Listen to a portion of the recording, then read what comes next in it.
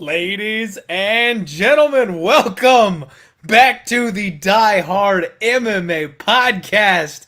I'm your boy Clint, and boy, are we rocking today. Monday is always a great day to come to the show, but it seems like today is just a little bit better than most weeks. That's right, we're coming off a huge night at UFC 253. I am pumped up. I am excited. Our pockets are jingling. We had the third most successful night sports betting on MMA since the show's inception. It is the second most successful betting night since the show has joined up with Odds HQ. This is just an awesome day, and I'm so excited to be here breaking down these fights with you at this point. How is everybody doing? We've got DPS, Joe Dog, the Infinite Quarter. We've got Kamiki Senpai, Randy Cornella. We've got Joe Simon, David Massage Therapy, all hanging out in the chat before the show. Alan Epstein. We've got Andrew Miles. Oh, baby, what's up, everybody? How are you all doing? I am beyond pumped. I am beyond excited. Oh, it feels good coming off of a winning night. Not only coming off of a winning night, but we absolutely smashed all of the records for the podcast that were set forth previously. We broke the 10K views mark. We had over 10,000 viewers. Actually, we had over 12,000 viewers of the podcast last week. So just unreal. I owe it all to you guys. Thank you all so much for everything that you guys do. Thank you for the love and the support. Oh my gosh. All right, I got to take a deep breath and calm down. You know, I always like to mix up the shirts, wear something a little different, but today the Die Hard stimulus check just seemed appropriate, did it not? We smashed UFC 253 plus 859 units for the official podcast record, and I know a lot of people out there crushed it and made some more units. There were 6 and 5 and 8 leg parlays all over the place that people kept sending to me. Oh, feels good. Feels good. Y'all know I've got to get through the business here at the beginning. This is Odds HQ, home of the Die Hard MMA podcast. Thank you all so much for being here. Make sure you hit that like button for me down there. Make sure you subscribe here to the channel, and let's get this bad boy rolling. We've already got 148 live viewers. Thank you all so much for being with me. I apologize if you hear the dogs going nuts in the background. My wife is bringing my daughter home right now, so they will shut up in about 2 seconds. I promise. Not sure if you can hear that or not. Chris Sutton saying he made 17 units. Nick Rodriguez up 8. Thank you, everybody, so much. Jesse, you are more than welcome. Glad to hear you hit that parlay, buddy. All right. Okay. So those of you that have been with me for a long time, you know what I'm all about. You know what we do here. But since we've got so many extra eyes on the podcast these days, I do want to go ahead and take a minute just to go over the mission statement here for the Die Hard MMA podcast. First and foremost, I am not a professional gambler. I'm a degenerate who loves MMA and loves to bet on sports. That's what I do. So here on the show, I will tell you what I think. I will give you my reads. My information is always free. I am never going to charge you a dime for anything. And then I will tell you what I am betting on. I'm not going to tell you what to bet. I'm not going to tell you where to put your money. If you feel the need to go ahead and put a bet down and put your action down, that is your choice. And if you tail me, I am winning or losing right there beside you. The objective here is to have fun, stay positive, enjoy the best sport on the planet, build a positive community, and we are going to turn MMA fans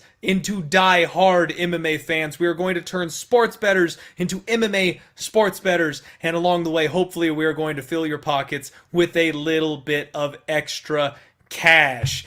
Buffalo Boy 13. The beer had to get trimmed down a little bit. I was looking a little bit too much like Kamzat for my liking. Even though I'm a fan of the guy, I'm not quite that level. So gotta keep it clean, right? That's what we do around here. All right. Pardon me, choking on my own spit. The other thing I want to go over. Let me get a drink real quick. The other thing I want to go over for all the new viewers is the one thing that we drive home most around here is bankroll management, because a lot of people are casual bettors. A lot of people sell themselves down the river and get absolutely destroyed casually betting on sports. We try to make sure that you don't do that.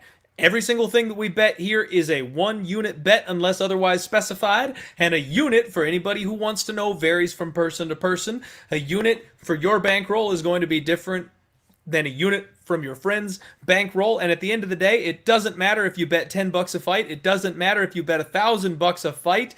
A unit is a unit for everybody individually, and it means nothing. If someone's out there betting $2,000 for 1 unit, doesn't necessarily make them a good handicapper. So don't get phased by the mystery when people throw those big numbers around. A unit is 1 to 3% of your overall bankroll to make sure you don't overextend on any single play and you're not risking anything too much. You like that? That's my hydro flask. Yeah. All right, let's get this show on the road. Once again, thank you for hanging out with me. This is the Die Hard MMA podcast. My name is Clint. I am the cult of Clint. I am the parlay prince. I am the long shot savant. I am your fight daddy. Let's get this show on the road. UFC 253, real quick recap. Marquez, baby, started the night off with a plus 140 underdog. Everyone out there laying minus 180 on the worst UFC fighter on the roster. What is wrong with people? If we didn't have so much action already on the card, I would have doubled down when that line hit plus 180 because I didn't understand. It made no sense. And we had the submission special that was this close, this freaking close to cashing for us. Marquez couldn't quite pull off the submission, won by decision, but we cashed the first bet of the night, baby. We had William Knight, the dude's strength and power. He's coming along. Even though he's built like a brick shit house, he can manage to keep that cardio up for a full 15 minutes. Love this kid. Plus 155, cash it. Young and Klein. We didn't care who won. We just wanted some violence. Under 2.5. Casher, Hakeem Dawodu, and Tuhugov. We had the under 2.5. Big plus line. Didn't quite get there. These guys were a little too technical, and I'm a little upset at myself. I ended up passing on the side here. I said on the podcast last week I would have taken Dawodu if I could get him plus 120. Well, guess what? I could have got plus 120. Didn't pull the trigger, though, because of Tuhugov's weight miss. I thought it was intentional. I thought it was something that he was doing to get an advantage in the fight. Because of that, laid off it. So hopefully some of you got on Dawodu and got that cash there as well, because another underdog hit. This was the night of dogs, to be sure. Brandon Royval, baby, plus 200, my favorite dog of the night. I was trying to tell everybody all week that that line was too wide. We had Jan Blachowicz at plus 230, that legendary Polish power, and new, baby. And then we had the over 2.5 in both the co-main and the main event. Neither of those got there. Unfortunately, they both had legs. Jan, if he had managed to wait just another 15 seconds or so, and that fight gets to round 3, the way he was pacing himself, the way he was taking his time, I think that over 2.5 hits if we just survive that 20 seconds at the end of round 2. Boston Nick MMA, what's up, buddy? Thanks for hanging out with me. So, speaking of my boy Boston Nick MMA, he's doing some good stuff over there with Mo Scream at Pub Sports Radio, and believe it or not, I think I'm going to be joining them this Saturday for a Fight Companion-esque live stream hangout. It's been a while since I've been over there with the Pub Sports boys due to some, personal stuff going on, things like that. Haven't been able to make it, but I'm jumping on board this week, and they also are the ones who handle the merch. So if you want to get yourself a Die Hard MMA t-shirt, head on over to pubsportsradio.com. They're putting a bunch of good, awesome content out as well. So the Israel Adesanya fight, same thing. We dropped that over 2.5. Unfortunately, didn't quite get there. But again, looking at the way these guys wanted that fight to go, I mean, the game plan was out of the hat for both fighters in the last couple of days. Some interviews have dropped. They both were looking to drag it into deep waters. I think I had a great read on that. Costa just underestimated how damn good Israel Adesanya is. And I knew Izzy was the right side, but even I underestimated how damn good Israel Adesanya was. So the round 4 and round 5 sprinkles, those went out the window. The over 2.5s, unfortunately, those hurt us just a little bit. But then we bounced right back with the double 2-unit parlays. We had Brad Riddell and Vieira for plus 107, 2 units on that. Easy casher. Vieira gave me a little bit of a heart attack because she wanted to strike a little too much with Sarge in round 3, but it got done. And then we had Espino versus Izzy. And I got to tell you guys, once again, every single Friday, I do a post-weigh-in video here for odds.com. The post-weigh-in video is undefeated. We added... Who did we add? We added Young and Klein under 2.5, I think. After the weigh-ins, we added Young and Klein under 2.5, and then we added the parlay of Espino and Israel Adesanya. That's 3 units. 3 whole units that we got from the post-weigh-in recap. We are picking reads up on these people when they make weight, when they have a rough weight cut. We see that, we hammer it, we make that cash. And, yeah. So make sure you tune in here. That's it. I'm not even going to get into the fights. There was some crazy stuff that happened. Herzog did his very best to screw us the entire evening. Horrific reffing, but we still managed to go ahead and dodge that variance and get ourselves to a nice winning night. Plus 8.59 units, and I'm proud to say that that puts us in the black for the year. After struggling, after trading body blows with the bookie, the Die Hard MMA podcast is up. We are up in 2020 so far, and Ray Fan, don't recognize the name, so I think you're a new viewer. Thank you for hanging out with me. How much is 1 unit? Once again, I want to say 1 unit differs for every handicapper out there. I don't personally give out my betting size because it's like asking somebody how much they get paid for their office job. It just doesn't matter at the end of the day. I'm not a professional. I'm not trying to sell you anything. My unit is a unit, and your unit is going to be a different size. So you can do with that what you will, but a unit will be 1 to 3% of your overall bankroll to make sure you are not overextending on anything. And Kevin, yes, shout out to Jimmy the Bag. He is basically my godfather. He's my dad here at odds.com. The man got me rolling, and I owe a lot of what I'm doing today to him. That's the recap, folks. We did it in about 12 minutes because I want to get into the fights this week. Let's get started over here. That's the wrong page. Boom! First fight of the night. We've got UFC Fight Island number 4. Luigi Vendramini. I didn't actually practice my pronunciation on this one, so I apologize. Taking on Jessin Ayari. This is going to be a great way to start the evening, and my fights are all out of order for some reason. They shifted the order on me, so I got to scroll through my page here to find my notes, because I thought this one was going to be a little bit later on in the evening. You know what? Something happened with my notes. There we go. They were hidden. I apologize. Technical difficulties, technical issues. Gotta love live shows, right? Fuck it, we'll do it live. All right. So what I've seen from Luigi so far is that this guy carries a nice high guard, keeps his hands up, protects himself well, nice footwork. He's got good body kicks, good head kicks. He's got a nice jab, and he doubles up on that jab. I think it's an underrated weapon. I love when I see fighters doubling up on the jab. And he looks to take the back of his opponents immediately. Strong body lock takedowns. I love when they backpack their opponents, and that's what this kid does. He's a human backpack. If he's got the opportunity to get on your back, you don't want Luigi on your back. And he's coming off a little bit of a break. He made his UFC debut against Eliza Zaleski dos Santos, and he got roughed up in that one, unfortunately, but that's a tall order for your UFC debut. And he nearly submitted the guy in round 1. I watched that fight back, and Luigi actually almost put him away. So 8-1 prospect, coming off a bit of a layoff, making his return here against Jessin Ayari. Now, Jessin is one of these guys that keeps his hands low. He's a little overconfident. He likes to walk his opponents down, and he's very, very hittable, I noticed. He's a guy that's willing to take a punch and then keep on coming after his opponents. But one thing that is really bad, in my opinion, is that first off, he used to fight at 155, so he's smaller. He's small enough to go down a weight class. Maybe he feels better at 170, but I think Luigi is going to be the bigger man. And Jessin Ayari actually got outlanded by Darren Till. Now, if you've been with me for a while here on this podcast, you know that Darren Till is one of the fighters I like the least when it comes to a betting perspective. He has no output whatsoever, and if you are willing to trade with Darren Till and he actually outlands you over the course of 15 minutes, huge red flag in my opinion.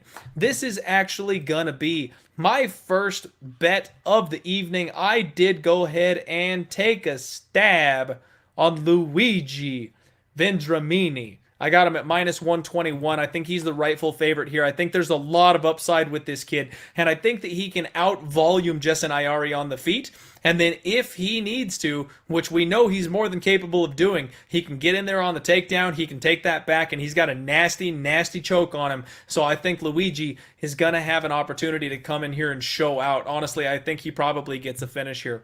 You know what, though? There is one thing that I forgot to do. There's one thing that I forgot to do on this show.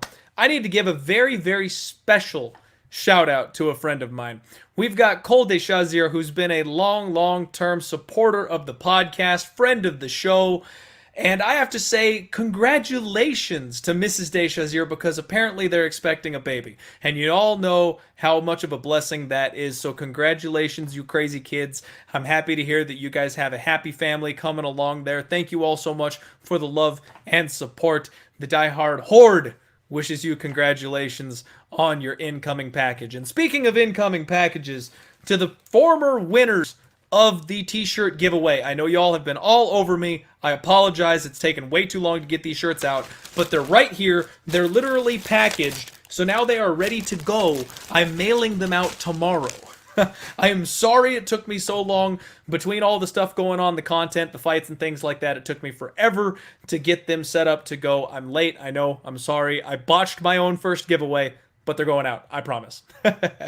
All right. Thank you, everyone, for hanging out with me. We've got 245 live viewers this evening in Rad What's Up. Mystic Sosa, Neil the Security, G. Fawns, Michael Lunday, my friend, Mr. Anonymous, everybody, Brian Lockhart, Aaron Milner, Mike Perry's a bum. I like that name. All right. So we've broken down the first fight of the night. Moving on to Kenney taking on Heili Alateng. I'm sure I'm pronouncing that horrifically wrong. Kenney is my boy. Y'all know that. You know Kenney is my guy. Love this kid. 14-2-1. He is the scramble master. This guy's wrestling is on another level. High level wrestling combined with high level jiu-jitsu. Love this kid. His very improved striking, high output, high pace, great gas tank, likes to just put it on his opponents. And he's one of these fighters, kind of like Brandon Royval, that likes to thrive in the chaos. You force your opponent to get out of their comfort zone. You make a chaotic situation, and then he knows how to survive in those spots where his opponents really don't. He's also going to have a 2-inch reach advantage here in this spot. Now, Heili Alateng, he's 14-7-1, and I really don't mind him. He's a decent fighter. He's heavy on his feet, lands hard, nice footwork, very physically strong for the division. He's hard to control, and he's got fast hands. I like what I see from him. However, his main key to fighting is taking his opponents down. So because of that, he's going to play right into the hands of Kenney. If they keep this thing standing, Kenny's going to pick him apart all day. If he looks to body lock, if he looks to grapple, he's going to get taken down, or he's going to take down Casey. He's going to give up a sweep. He's going to give up his back, something along those lines. He is not the level of grappler that Kenney is. He struggles to keep his opponents down once he gets him there. This is Kenney all day. I've got a 2-leg parlay, as always. This one's only 1 unit instead of 2 because this fight is a little sketchier. I do want to give you all a heads up. This card is extremely difficult from a betting perspective. Because of that, we're going to keep it close to the vest. We're coming off of a massive, massive winning night. The last thing we want to do is go nuts on a sketchy ass card and give all that profit back. We're going to do our very best to make sure we keep that money in our pockets and then save it for the next big opportunity down the road. So we've got Casey Kenney locked up, first leg of our 2-leg parlay. And trying to keep up with the chat here, I see a lot of people saying Casey by decision. Yep, Kenney did beat my boy Brandon Royval. That is definitely a thing. And him, thank you. I know. It's a nice shiny noggin I got going on here. What do you do, though? What's up, Alex Abreu? Thank you very much. I appreciate it, my friend. And yeah, let's keep on rolling. We're gonna burn straight through this card. I know y'all are degenerate gamblers, and I know there's a sick football game going on. Oh, you know what? Nice timing there, the rain. Thank you. There's a sick football game going on here in just a minute. I don't really mind going head to head with the NFL. More often than not, you can keep me on, you can mute the TV, and then we'll be done before halftime. So no problem, you can catch both. But tonight, it's a really big game. I get that. And considering this isn't the best MMA card, we might as well just kind of pound through it, go a little bit quicker, right? No problem there. Next up, we have a women's strawweight fight. Loma Lookboonmee, and that's actually not her name. That's her fighting designation. They do things weird over there in Thailand. It's like a combination of your trainer and where you fought or something like that. Her actually name is Konklak Supariara, I believe, Sufiarsa. I'm not saying that even close to right, but we call her Loma Lookboonmee because that's actually easy to say. She's taking on Jinh Frey, and this is a fun fight. Muff Potter, thank you very much for coming out of your lurking and joining the chat. I appreciate you, my friend. Loma Lookboonmee is extremely technical, all right? Extremely technical in Muay Thai. She trains at Tiger Muay Thai, which is one of my favorite MMA gyms of all time. Absolutely love that place. She's got an excellent teep, which is that front kick that you use to kind of maintain your space. She's got great balance. She's difficult to control, difficult to take down, very strong in the clinch, and she always looks to land knees to the body from that position. However, what we see from her is that she's really, really small for the women's strawweight division. She's a natural atom weight, but the UFC doesn't have an atom weight division. So she has to take these fights a little bit. Yeah, her opponents are always a little bit bigger than she would like them to be. And she would do a whole lot better if there was another division lower than this, but she's always fighting this uphill battle. She's extremely hard to take down, though, but she can get outsized and really just bullied up against the fence because of that size disadvantage. Taking on Jinh Frey, who's 9-5, she is working with Fortis MMA for this camp, which is another all-star gym right now. Lots of rising stars, lots of opportunity for these fighters. Great head coach in Saif Saud, and she's incredibly physically strong. Here's the difference: is Loma Lookboonmee is a small strawweight. Jinh Frey is a big strawweight, and she is physically powerful. She loves to bully her opponents around the cage, press them up against the fence. She's got big elbows in the clinch, nice, heavy, sharp leg kicks, a nice jab, and she has really strong hips. She's going to enjoy a 4-inch reach advantage in this situation, and honestly, I think this line...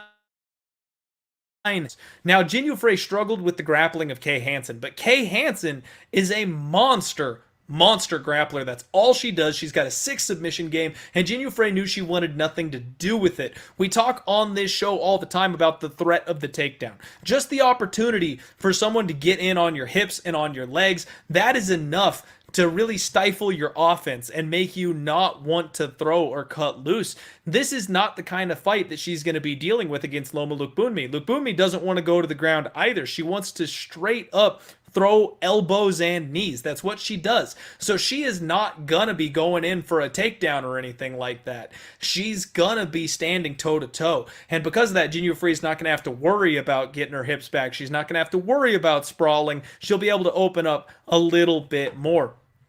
Now let's dip on over here to bestfightodds.com. Shout out to them. They're my favorite odds line shopping thing for MMA. You can track the line movement and things like that since the openers. Now, if you're shopping for a book, make sure you check out odds.com. because they will have all the articles that I write for MMA. All my boys cover and all the other sports are over there. And then also, of course, they'll have book ratings and things along those lines if you need a place to sign up at to get your bet on. Jinh Frey is currently sitting at plus 115, and that's where I got her, folks. I don't think that Loma Lookboonmee should be the favorite here. Yes, she is the more technical fighter, but you know what? In MMA, there's weight classes for a reason, and size matters after a while. This is a fight that I fully expect to be contested on the feet. And Jinh Frey is just going to be the bigger, stronger woman, in my opinion, here. Because of that, I expect Jinh Frey to spend a lot of time with Loma Lookboonmee up against the cage. And I think we got a live dog here. Like I said, I think this should be a pick'em at worst, and I think Jinh Frey potentially deserves to be the favorite here. So I'm going to go ahead and take a shot with this underdog. How's everybody doing? MMA? Hi. How you doing? Nick doesn't have a bad angle here. Whoever you like by decision, probably the move. Can't disagree with that, my friend, because you know what? That's absolutely accurate. Neither of these women have overly crushing finishing power. They're both decent on the mat, but I don't think either of them want to go there, and I don't know that that's the kind of situation either of them will be looking for a submission or anything like that. Sean, what is up, my friend? Thank you very much. Hopefully we've got a couple of more barking dogs this week. Nick, hate to see that, buddy, but good luck, my friend. All right. And you know what? Maybe my favorite comment of the night, G-Fonz. G-Fonz, what's up? That's what I'm talking about. All right. Kyler Phillips taking on Cameron Elsie. I think you pronounce it Elsie. And once again, they're messing me up with my fight breakdowns because I've got it out of order here. So Kyler Phillips, 7-1, his second fight here in the UFC. Kid fights out of the MMA lab. Absolutely love Kyler Phillips and what he brings to the table. He's from Dana White's Tuesday Night Contender Series. He also was on a season of The Ultimate Fighter. He's a Brazilian Jiu-Jitsu brown belt and just an absolute wizard on the mat. Dude is athletic. He's fluid. He likes to fight on the outside. He's got an explosive counter left hand that I like. And he fights well moving backwards. That's another thing that I feel like is underrated. When someone is ready to move backwards and still land heat, it's a good thing. When he gets in close, he lands big-time elbows from close and clinch positions, and he's one of these guys that can redline and keep on going. He can dig deep when it gets into the third round, when it gets gritty, when it gets nasty, when people are tired and thinking about breaking. Kyler finds that fifth gear. He is able to shift it up and keep on pushing. I like everything I see from Kyler Phillips. I'm expecting a lot from this kid in the future.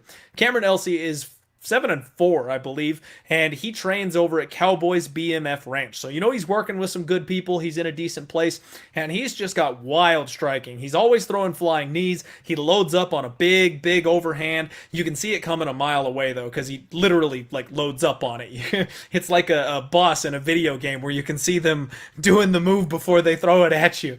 And he's got these big looping arms. He goes in for these, step-in uppercuts. He drops his hands, though. That's one of the things. He does kind of the rope-a-dope thing that I'm not a huge fan of. He does dive in on chokes, and his best weapon actually is his darce. This kid's got a sick ground game himself and a really tight squeeze. Cameron Elsie is another one of these kill or be killed fighters. He's actually only seen the second round twice, and he's only ever seen the third round once in his entire MMA career. And he has a win over Paddy Pimblett, who is one of the brightest prospects from Cage Warriors, choked him out in the first round. This kid is something in the first round, but if he doesn't get that first round finish, dude gasses out and turns suspect real quick. So, I mean, the pick is easy, right? Looking over at the betting line, Kyler Phillips is a huge favorite in this spot. Let's see, where'd you go, Kyler? Minus 420. I don't know that I like that. I'm a huge fan of Kyler. Like I said, I've got a lot of faith in this kid moving forward, but I don't like that he's a 4-1 favorite in his second UFC fight, and he's going up against somebody who's so dangerous. He also probably has exactly the type of style that Kyler is going to get into. You know what I mean? Kyler's a grappler first. So there's an opportunity here. I feel like if you want to sprinkle the dog or even go Elsie round one, if you can get the prop in Elsie round one or something like that, that's not bad. I would not suggest parlaying Kyler Phillips in this spot. This is like the TJ Laramie spot that we were in a couple of weeks ago. We parlayed him. If he doesn't get caught in round one, he dominates the fight. Well, if he gets caught in round one, there's a good chance he gets caught in round one. So I'm going to go ahead and say this is a fireball and popcorn fight, folks. I'm just going to pass. Make sure you get your favorite beverage, get a snack, enjoy this one. It should be a scramble fest. It should be violent. It should be fun. Maybe we'll look for an opportunity on a prop later on because an under doesn't sound half bad on this one either. Speaking of unders, here at Odds HQ, I do a show we call Total Madness that usually comes out on Thursdays. I break down the fights from the perspective of under or over, so we will break those down individually a little bit later in the week. My boy Danny knows what's up. There's a lot of fapping to be done on this card. Lots of fireball and popcorn opportunities. We've got some real low-level opportunities that we want to fade and stay fully away from on this card. Now, I talked about one of my boys, Casey Kenney, earlier in the evening. Now we got my boy, Charles Air Jourdain. I've been waiting for this kid to get back in the cage. He is one of my hottest prospects. I cannot wait to see what this kid does moving forward. 10-3, 1-1 in the UFC. I'm sorry, he's actually got 3 fights in the UFC, I believe. I apologize. Kid is a technical brawler. I love this kid. He fights well moving backwards like we talked about before. That is a rare opportunity to find. He rips the body. He's got excellent cardio, and he just banks those rounds. He looks to beat up your midsection in rounds 1 and 2. And in round 3, when you're huffing and puffing, you're having a hard time breathing, you're holding your ribs, you're pulling a Tyrone Woodley on me, he's ready to go. He's ready to murder somebody in round 3. He likes to bank that for later. I love it. And yeah, Danny, I thought that Jourdain had a leg to stand on. We bet him against Andre Touchy-Feely, and that was a battle. He almost finished Feely in round 1, if that tells you anything. And then he looked really, really good the rest of the fight as well. Now he's welcoming Joshua Culibao. I'm sorry, not welcoming. Culibao has actually had a fight in the UFC before. He's 8-1. I believe his one loss is his UFC fight. And he's a Brazilian Jiu-Jitsu purple belt. He's got a wide karate-style stance, good side-to-side movement. He does a jab leg kick combo that he likes to work regularly, and he mixes in level changes. He's always looking to take the fight to the ground. He's got a good body lock. If he gets you to the mat, he is willing to pull guard to get it there. He's got good, strong top control, but he is more than willing to roll back and accept the bottom position. He fought some really low-level people, though. So I'm not entirely sure that Culibao is UFC caliber. I don't know if he's ready for this level of competition. And when he goes in to get aggressive, he drops his hands. He's going to have a 4-inch reach advantage in this spot. And I know more often than not, that's something that we like to back. That's something that we like to bet on. But in this particular case, Charles Jourdain is going to want to get inside this guy, and when he leaves his chin open like that, I feel a big-time counter coming. Honestly, I think this is Jourdain all day. I think this is Jourdain by knockout, Jourdain inside the distance. I think this is going to be a bad, bad night for Joshua Culibao. And stalking on the Instagram, like y'all know I do, Charles Jourdain is in the best shape of his life. He is ready to go. This is one where I think the minus 400 is totally justified. You can throw Jourdain into parlay pieces, but like I said, I think the under, the inside the distance line might be a better opportunity for a straight bet later on. So at this point, I have not moved in on it. MMA Locker Room, my boy Mills, what's up, buddy? Thank you for hanging out with us tonight. I appreciate you coming over and jumping in. Nice to see you had a successful weekend as well. Good for you, my man. I loved the video you put out with your daughter. That was the cutest thing, dude. Having a little girl myself, that was fun to watch you hit pads with your girl. That was awesome. All right, we've got Tom Breese, and they are wrong. They're straight wrong, folks. The UFC's got to get their shit together on their website here because Tom Breese has a new opponent. Roman Khabilov has fallen out of this fight, and now he is taking on KB Bhuller. Now, I did as much as I could to get the information on Bhuller for this breakdown. And what I found out is that footage on him is extremely hard to find. Kid's a Canadian prospect. He is the unified MMA middleweight champion, though, so he's got a belt in a regional organization. And he has these deadly clinch elbows. When he is in close, his elbows are nasty. He's got a quick head kick, nasty leg kicks. I love this kid's kicking game. And I know he trains with Tanner Boser. He's pretty big for 185, but the one thing that I'm not so sure about is he's coming off a knee surgery. There was an interview with him from about 3-4 months ago where he was talking about getting on the road to recovery and things like that. And I am not entirely sure if he's going to be 100% here. We have to take his word for it that he is, but with a fighter that we've really never seen or haven't done anything with, I don't know if we can trust him. Mr. Anonymous, was that not the funniest thing? Shout out to my boy. You guys got to go check out my Twitter. I retweeted it. Someone was trying to keep up with me, and I was going nuts on the fight card. I did upload the live reaction video, so check out my YouTube channel. It's just Die Hard MMA Podcast. Find me over there on YouTube. I put all of my live reaction videos up for everybody to enjoy. And he had to stay quiet because his family was asleep, and he also doesn't drink alcohol. So I'm pounding fireball shots and screaming at my TV to the point that my wife is telling me to get out of the house. And this guy comes up, and he's got a glass of water to like cheers and do a shot with me, and he's like whispering to the camera because he's like, I gotta be quiet. My family's asleep. I can't get loud. It was fantastic. I about died watching that. That was hilarious. So back to the fight. Sorry. We've got Bhuller, who is, I believe he's undefeated at this point. Tom Breese, 11-2. Interesting UFC veteran here. He's got nice footwork, good head movement, but he keeps his hands low, likes to do that counter thing. He has a good long jab. He's another fighter that attacks the body well. I do like to see that. However, he had 2 back-to-back 2-year layoffs, and that is something that to me is a big red flag. So he's got an underrated grappling game, but he used to fight at 170, so he's another one of these guys that could go down a class, and I'm not sure if he really belongs at 185 for certain. Now, his UFC record is suspect. The losses he has are to good competition, and the wins that he has are from people that no longer belong in the UFC. So his one lone opponent that might still have a job with the UFC is Judo Dan Kelly, and Dan Kelly's currently riding a 3-fight losing streak, or he might be retired. So if he's not retired, if he gets called back for one more fight, that's the only guy that Breese has beaten in the UFC that actually is still in the UFC. So we don't know if he's really the guy. And on top of that, he's got some mental issues. Now, I say that with the kindest and gentlest possible inflection, all right? Mental health is no joke. It's nothing to laugh at.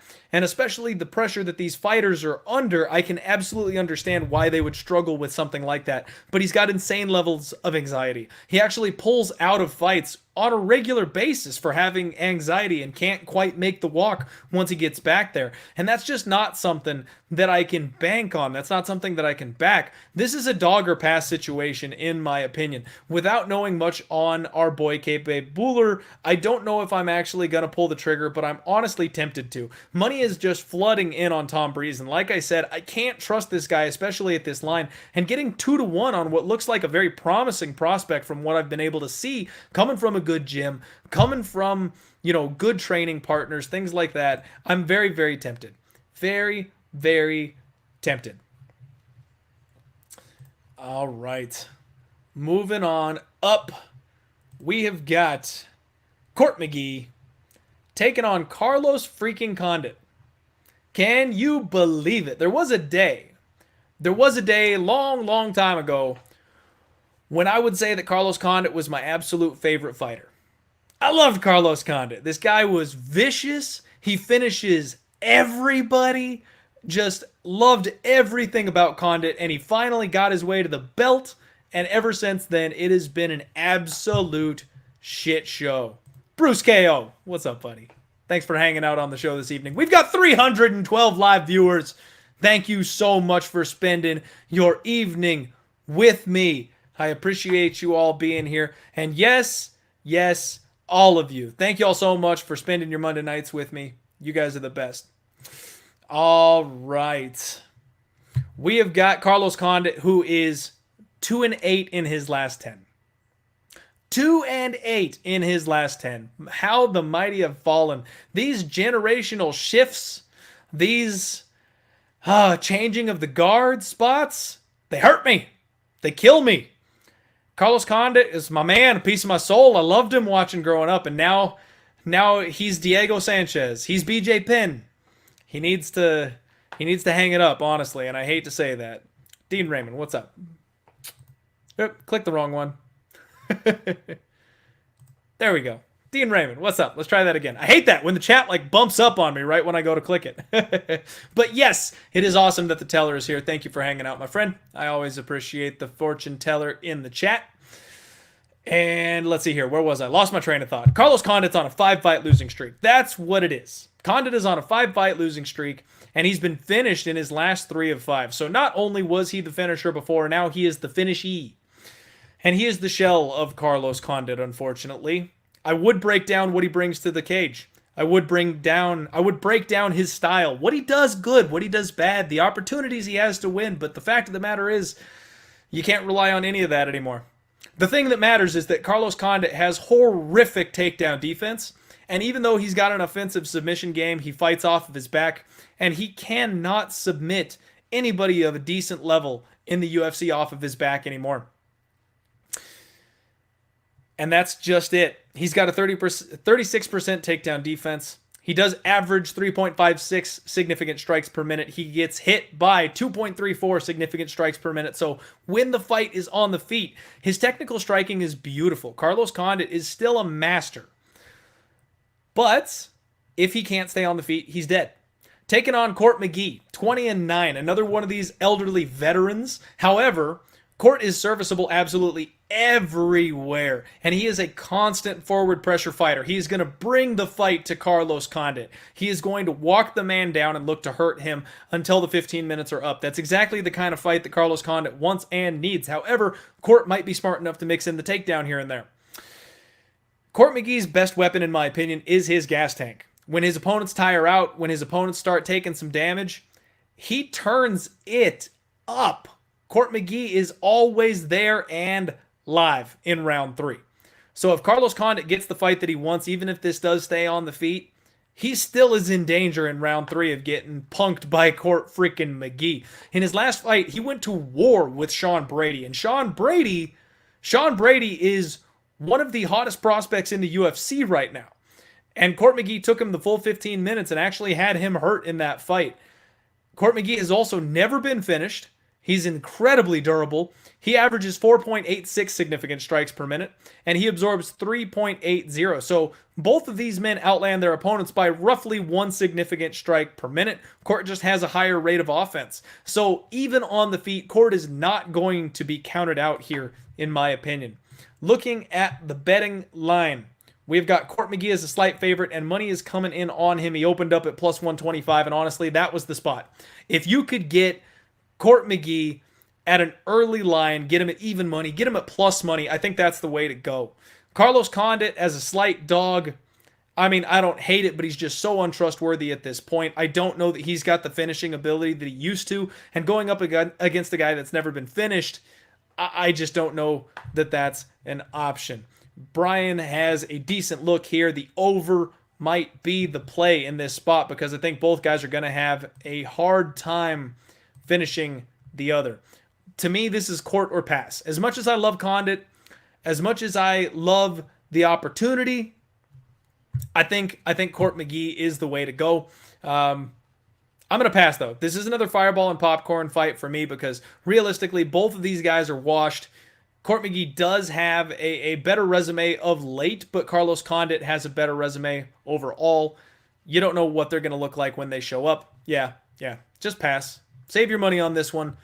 Don't push it. There's just no need to push it.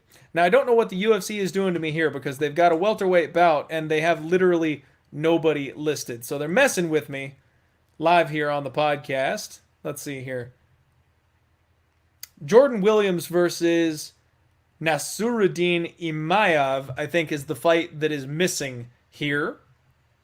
So let's go ahead and talk about that one because I'm pretty sure that's what this fight is supposed to be. We've got Jordan Williams, who's 9-3. 3-time UFC Dana White's Contender Series fighter. Comes in with fast, heavy hands. I underestimated him. When we did the UFC Contender Series live streams and hangouts, I absolutely underestimated what Jordan Williams brought to the table. This kid is dangerous. He's very, very durable. He's willing to stand and bang. He's willing to eat a shot, to give a shot, but he is so fast and he hits hard. I like him. All right?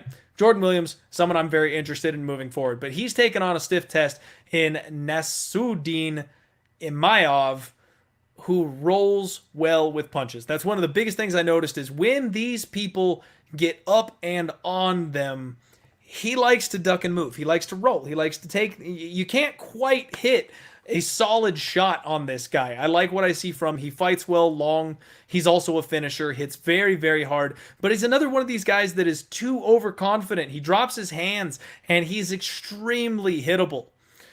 Because of that, simply because of the factor that he is so damn hittable, I gotta feel like Jordan Williams is gonna get it here. The only problem, again, for me is the line. I mean, he opened up at minus 215. Money came in the other side. Maybe it was a bit wide, but I don't like it at minus 155. I think he deserves to be the favorite here, but this, for me, is another fireball and popcorn spot. I don't want to try to jump on Jordan Williams now that the boat has landed. I know that's not how you say any phrase or term.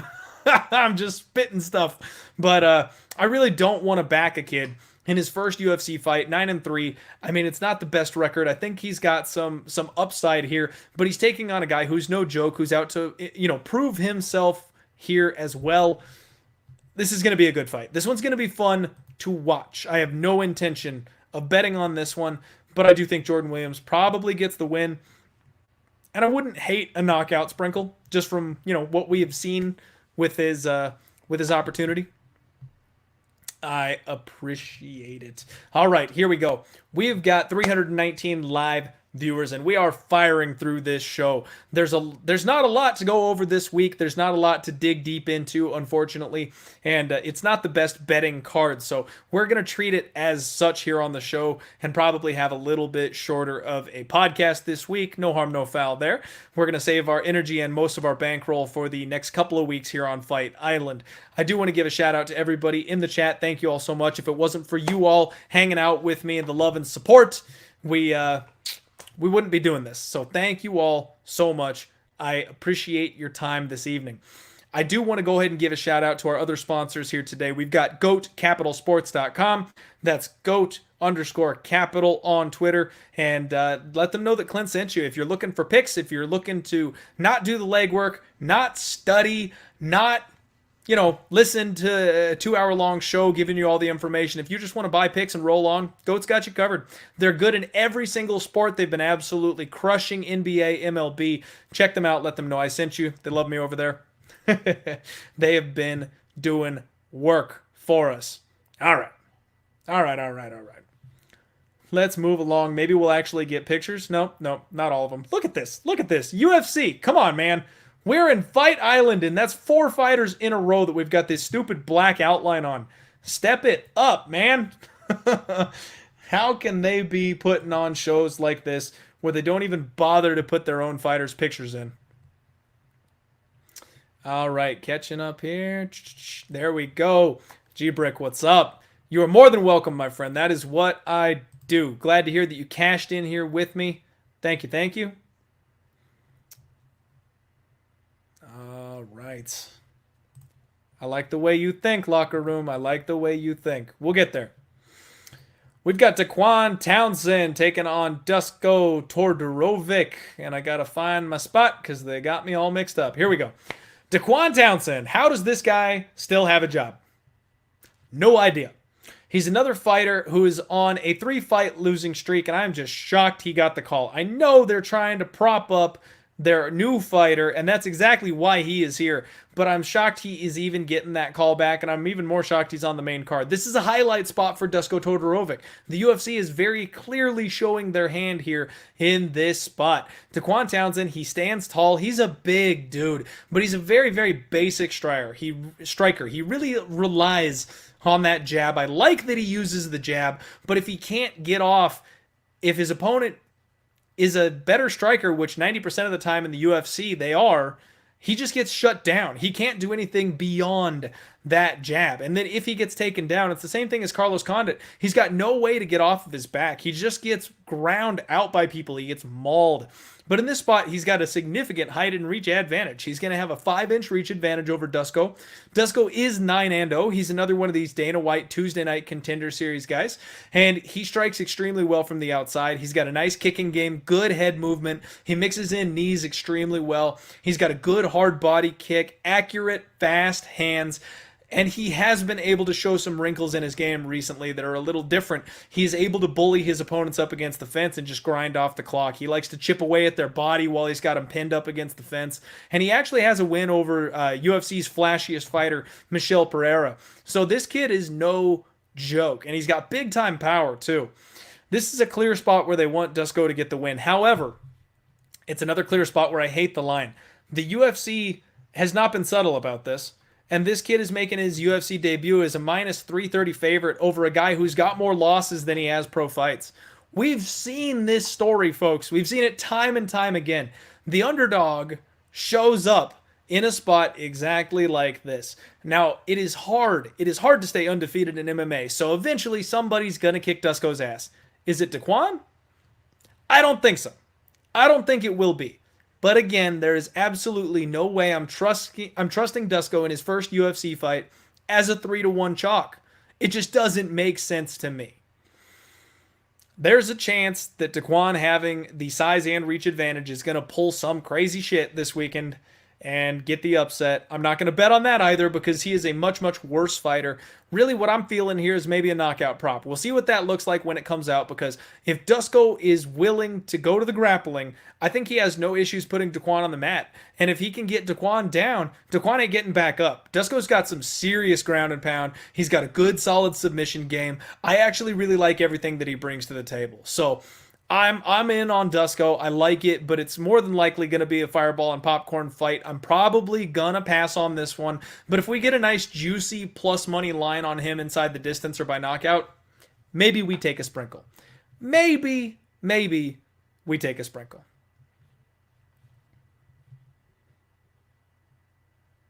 Yep, Mystic Sosta inside the distance. I like that. And TJ, I don't know if I agree, my friend. I'm sorry.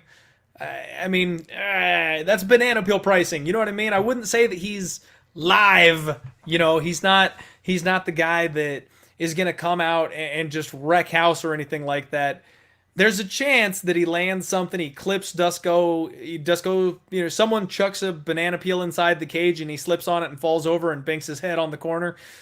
That could happen, but I think it's something extremely fluky if that happens. Moving on up, we've got the big boys, heavyweight time. Yorgan de Castro taking on Carlos Felipe, the man they call Boy. Yorgan de Castro is 6-1, and he is incredibly athletic for his physique. Dude does not look like he is a professional athlete, but boy, can he surprise you when he starts moving. Very fast, very explosive, heavy hands. I like the way that he covers up and returns fire. He's got these big old arms and just does this thing and then comes back at you with bombs. Love this kid. Carlos Felipe. He's a forward plodding guy. He doesn't really have great footwork. He does have a long jab. He's got a fast 1-2, and he's got some pretty crisp hands. I'm not going to lie. Carlos Felipe has opportunities. He's got a big looping overhand that does most of his damage for him, and he's extremely durable. The only problem is he has to be durable. This guy gets hit so often. He leaves himself wide open for counters, and that's something you can't do against Yorgan de Castro. Nobody's been able to put Carlos Felipe down, and he's coming off of an ass beating from Sergey Spivak in his last fight. A guy like Sergey, wait until Yorgan gets in there with you. I think Yorgan is going to find that chin. And even though he's got 2 fights less experience, I think Yorgan is the guy the UFC is kind of looking to push here. Unfortunately, once again, we've got a really bad line here. Yorgan de Castro is a minus 270 favorite. The comeback on Carlos Felipe is plus 230. I always say that if it's a mid or a low-level heavyweight fight, you take the dog. because there's so much variance when you get to the big boys. Any one shot on the right spot can end your night. So I wouldn't hate it if you think that Boy is live. However, DeCastro is going to close out my parlay. We've got the parlay with Casey Kenney closing on Yorgan DeCastro at minus 108. I am risking 1.08 units to win 1 unit. Slight chalk. I like to get slight plus instead, but I think this one's a winner. We've got 2 decent-sized favorites, both of whom I think should come through, and I think Yorgan DeCastro is the one who comes through here. And James, I'm glad you brought that up. He did quit a little bit against Hardy, but what we saw in that fight was the evolution of Hardy. Hardy is a much, much bigger, much more athletic fighter than either of these boys. And Hardy was actually able to make some insanely good, higher level than I expected adjustments between rounds and mix things up a little bit. So yes, Yorgan got beat in that spot, but he still went the full 15 minutes with a dangerous guy like Greg Hardy. He's going to come in here against Boy, who all this kid does is rush forward and leave his chin open. He's looking to brawl. He's looking to swing. That's exactly the type of opponent that Yorgan DeCastro can take advantage of. And yeah, exactly. Hardy is a super athlete. He's a guy that you just, no way. No way. Boy does not have the tools that Greg Hardy had. So because of that, I think this is a good bounce back spot. I think it's a good opportunity for him to either beat this kid up for 15 minutes or get another highlight reel KO and call it a day. We're coming up on the women's fights, and believe it or not, we're inching towards the end of the card. Once again, we've got over 300 live viewers. Thank you all so much for hanging out with me. This is the Die Hard MMA podcast. My name is Clint, and this is Odds HQ. Make sure you hit the like button, share, and subscribe for me, please. All right. Germaine de Randamie, JDR, taking on Julianna Pena. This is another really good fight. I know everybody's a little sketched out about women's MMA, but the women's MMA on this particular card, believe it or not, is pretty fun. JDR is probably the best women's striker in MMA today. She's extremely upbeat, extremely outgoing, very perky personality. I actually love Germaine de Randamie after being my most hated UFC champion of all time for the way that she won the belt over Holly Holm. She is worn on me. She's grown on me. I like her now. What we know about her, again, is that her striking is just unreal. And even Amanda Nunes, the great Amanda Nunes, the best women's MMA fighter of all time, wanted nothing to do with this chick on the feet. She is nasty in the clinch. She's got knees that can KO just about anybody. And she's got a first-round knockout over Aspen Ladd, who is a super hyped-up prospect that everyone's excited about. She has 71% takedown defense, and it was even higher than that. I want to say it was 90% takedown defense before the fight against Amanda Nunes, where she gave up 8. Julianna Pena, she is 10-3, the first ever Ultimate Fighter female winner. She has a forward stalking pressure type of game, heavy 1-2. She has great timing on her takedowns, and she's a grappling machine.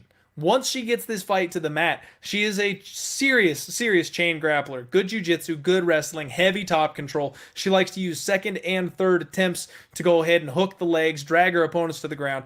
If she gets you on the mat, she has got serious ground and pound. Now, she is a new mom, and that was an angle of mine that I like to avoid women who are new moms. In her last fight, she came back against Nico Montano, and she gave us all a little bit of a scare in that first round, but she dug deep. She came back in round 2, came back in round 3, did exactly what she needed to do to win that fight. And Julianna Pena is now taking a little bit more time off. She's gotten back into training. She looks like she is in excellent shape, and I think she's a really solid prospect for the division. This fight is another one that, honestly, at this point, I want nothing to do with. I fully expected to come on here and tell you all that I'm betting Germaine de Randamie because she was an underdog at the time. You could have got her, I think, at plus 110 a little earlier in the week. Now she's down to minus 120. This line has been bouncing around all over the place. It is a pick'em for a reason. Julianna Pena opens up at minus 140. It's now plus 100. And in my opinion, I think this is Julianna or pass. That might sound crazy. So let me give you a couple of reasons why. Germaine de Randamie, not some of the best women's fighters ever. Now, Pena is she is no stranger to tough competition. She's fought some serious competition in her day as well. In fact, she got submitted by Valentina Shevchenko. Even though that was a loss, she has seen the highest level of opportunity that women's MMA has to offer. The only issue that I have with Pena is watching over the course of her fights, she almost always accepts bottom position, and then she kind of looks to scramble and reverse. And that's not a place you want to be against Germaine de Randamie. Stefan, buddy, what's up? Thank you so much for taking the time to jump in here live. I appreciate you. Love shouting out the first-time viewers and first-time live fans. Thank you. It means the world to me that you're here. Oh, so Germaine de Randamie, like I said, she's got that takedown defense, but that takedown defense didn't look like shit against Amanda Nunes. And you know a grappler the level of Julianna Pena went back and watched that Nunes fight over and over and over again. Julianna Pena has ways of getting this fight to the mat. If she can't get this fight to the mat, Germaine de Randamie probably knocks her out. But because of that discrepancy, I can't put money on this fight. I've got a sneaky sensation that the UFC is trying to build Pena off of JDR's name. JDR is not a fighter that they want to push at this point. Even though she's awesome, she doesn't really have that big of a fan following. They don't want her to get back to a title because she walked away from the last belt that she had. It's just, they're looking to give Pena a win here, and I think they saw how Germaine got taken down and controlled, and they thought, who's one of the best grapplers we've got in the division? Aha! Julianna Pena, you can win this fight. So I think that's what's happening here. I feel like I need to side with Pena. I'm going to say she gets the takedowns. I'm going to say she smothers Germaine. I don't know that she has the ability to finish Germaine. Germaine obviously has the opportunity to finish Pena throughout this fight, but yeah, I think Pena is going to shock some people. So I'm just going to go ahead and pass. My initial lean was JDR after doing the tape. I kind of think Pena, but there's some real red flags about Pena as well. So I'm just going to stay off this one. This is the perfect fireball and popcorn fight. There is no need for you to bet on this one. And honestly, whoever does win on this fight, you're going to look really smart in the end. This is one of those ones where if you're backing JDR and she lands a clinch knee, you're going to look like a badass. I called it. I knew it. JDR all day. Never in doubt. If you bet Julianna Pena and she takes down JDR for 15 straight minutes and smothers her from top control, you're going to look really smart. You're going to be like, bro, I told you. JDR's got no takedown defense. Pena's a wrestler, bro. You're going to look real smart. The problem is there's people betting both sides of this fight, and half of them are going to look really dumb after Saturday. Let's not be in that category. Straight pass. Call it a day. Puff, puff, pass. That's what's up, JT. And James, no. She didn't almost submit Amanda Nunes. She threw up a couple of submissions. She was never really close to submitting Amanda Nunes, in my opinion. Here we go. Believe it or not, it's main event time. This is a short card. I know this is a rough card. I know. Thank you all so much for sticking with me on the podcast. Once again, my name is Clint. This is the Die Hard MMA podcast with Odds HQ. Do me a favor, share this thing around, smash that like button, especially if you cashed a Die Hard stimulus check last week. Make sure you hit that like button and make sure you're subscribed here to Odds HQ. We've got awesome content coming out constantly here on the channel. Holly Holm taking on Irene Aldana. This is a really good fight. Holly Holm is 13-5. We all know the legend of Holly Holm. She dethroned Ronda Rousey. Excellent kickboxer. She's got solid striking everywhere. Nice body kick. Good side kick that she uses to maintain range. Underrated grappling. Very physically strong, and people always seem to forget that. Strong body lock. If she gets her opponents to the mat, she's got good wrestling, heavy top pressure. She stays safe. She has excellent submission defense, and she has no problem grinding out a boring fight. Irene Aldana, 12-5. Very exciting young prospect. Tall, long, lanky, high, tight guard, circles her opponents, long, stiff jab, uses the inside-outside leg kicks to great success. Extremely high output. She does, however, have a bad tendency of giving up trip takedowns. Now, she's another one of these fighters that when she hits the mat, she's very comfortable because she has a good, solid offensive submission game. She uses heel hooks and leg locks to try to sweep and submit, get back to her feet if she can. But this is a massive step up in competition for Irene Aldana. She's coming off a clean knockout win over Ketlen Vieira, the chick that we made some serious cash on just last week. But I honestly feel like that was a bit more fluky than anything. Now, Holly Holm is getting up there in age, but she keeps on showing us time and time again that she can turn back the clock. And she's coming off a training camp with Michelle Waterson. She was helping her get ready for Angela Hill, and she trains at Jackson's MMA, where she works with John freaking Jones. They're kind of the last two of the Mohicans over there training at the top level. And this is a really tough fight, folks. Irene Aldana's got more output. She's going to be the busier striker in there. If this fight stays standing, if it stays on the feet, I think Aldana can probably work her way to a decision victory. However, Holly Holm, as I said, has zero problem taking advantage of her opponent's weaknesses. She takes the GSP approach. She has no problem finding that one little chink in your armor and then going there the entire rest of the night to win a fight. I think she's going to be the stronger woman, and I think she's going to get the takedowns. I think Holly Holm is going to bully Irene Aldana up against the fence, grind out the clock, and she'll be able to kee-yaw and strike the legs from distance. She'll use that side kick to keep Irene Aldana out of boxing range. I think Holly Holm is the side here, folks. I'm not sure if I'm going to bet it, but she has insanely good high IQ. She has solid submission defense, so I'm not afraid of Irene Aldana's submission game in this spot. The thing that scares me is the volume. I know the volume striking of Irene Aldana will work well on the judges over in Abu Dhabi. We've talked about how on Fight Island the judges really favor volume. If you don't do anything with the grappling, if you don't do anything with taking your opponents down, then they will not overly credit you for that type of a setup. And so if Holly Holm does nothing with the takedowns, then she may give away this fight. However, Holly Holm does a good job of staying active on top. So I don't think that's going to be the case. I know a lot of people who are on Aldana. I don't hate you for taking the younger fighter here. I think that's not a bad opportunity at even money or plus 110, plus 120 if that's where you got her. But honestly, I think Holly Holm is going to make this really boring. And I think she's going to grind out a win. Looking at the stats here, someone asked about the takedown defense. Irene Aldana does have a 93% takedown defense rating. But let me go ahead and go over this here with you. Ketlin Vieira didn't even bother with the takedown. Vanessa Mello, okay, who? Raquel Pennington, who ended up getting a takedown on her later in the third round. She went 1 for 6, but we've seen that Rocky Pennington is not as physically strong as some of these girls and seems to be fading.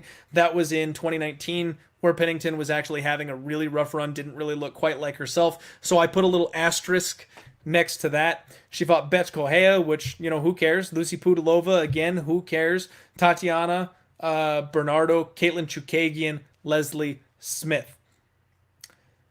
She has not fought anybody who is interested in taking her down. I mean, Caitlin Chukagian went 0 for 11 on her takedown attempts, but we know that Chukagian's game isn't really the grappling, so I don't know that we can trust these takedown defense numbers. I don't know. I'm tempted to play Holly Holm on this one. And again, like I said, Holly Holm has no problem making this fight boring. If she cannot get Irene Aldana to the mat, she'll just pin her up against the cage. We've heard coaches talking about how you can treat the fence of the octagon like a mat. You can do jiu-jitsu off your back when you're up against the cage. Just pretend you're on your back on the floor. Holly Holm does that. She will pin you up against the cage. She'll work your body. She'll knee your legs. And she'll just grind off 3 minutes before the referee splits you and puts you on the other side. I do think that this is a very, very bad main event. Honestly, as much as I like these women and as much as I like the fight, this needs to be a co-main slot. There's much more exciting fights that you could have done for a main event. Holly Holm needs to stop main eventing fights. I know she's got a following. I know she's got a fan base, so I know it's probably just a numbers game for the UFC, but everyone gets all hyped up. They show the Ronda Rousey head kick. They show the Betch Correia head kick, and everyone gets all pumped up for the slugfest, and then Holly Holm roughs them up against the cage, and we have 25 minutes. 25 minutes of watching the most boring women's MMA fight of all time. That's what I expect on Saturday, folks. I think this is going to be a slow, grinding fight, and good luck to you if you decide to go ahead and bet on it. I'm going to go ahead and side with Holly Holm here. I don't know that I'm going to actually bet it, though, so make sure you follow me over at Diehard MMA Pod on Twitter. I tweet out all my action over there. I don't know if I'll have much more action this week, but I am going to look at props and totals when they drop. For now, the official picks are Luigi Vendramini at -121, Jinh Frey as a +115 underdog, and then I am parlaying Casey Kenney with Yorgan de Castro -108, risking 1.08 units to win one. This is a rough UFC fight night, folks. That's the full breakdown. Thank you for sticking with me for a short episode of the Die Hard MMA podcast. We will regroup. We will come back better than ever next week. Try not to give away too much of your money degenerate betting football, because I know I have been. So good luck. Go enjoy the Chiefs and the Ravens. Good luck on all your action throughout the week. Thank you for spending your evenings here with me. Without you guys, I wouldn't be doing this. So thank each and every one of you. And that's right. Pub Sports Radio is doing a Monday Night Football simulcast. They're doing a live betting show over there. So if you guys are feeling like jumping off and hanging out with somebody else, hey, that's the place to be now that the Die Hard MMA podcast is going offline. So thank you all once again. Appreciate you. And you know what? Let's roll.